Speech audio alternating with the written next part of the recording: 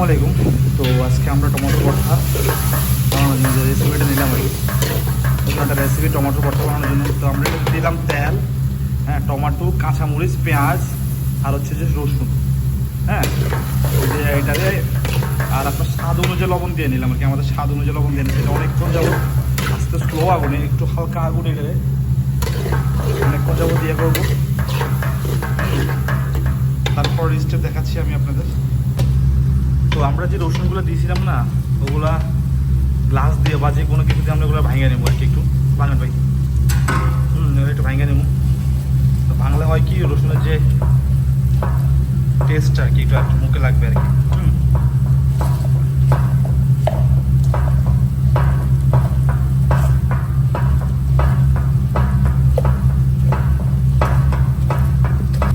আর 5 piece শুকনো মরিচ দিয়েছিলাম আর কি, ওগুলো টালা একদম টাইলা লাগছে। শুকনো মরিচগুলো দিলাম, ওগুলোর সাথে ভাঙিয়ে দিচ্ছি।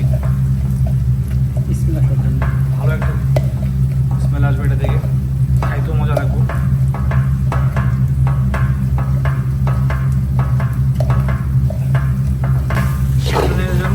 ধনিয়া কেটে দিচ্ছি ছোটো ছোটো করে।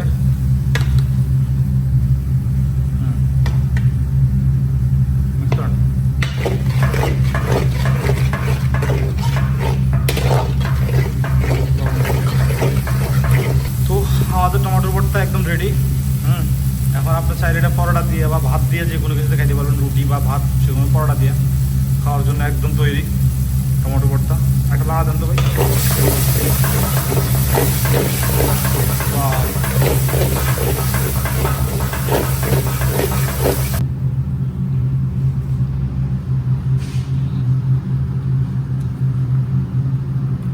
ঠিক আছে ভাই, সুপার।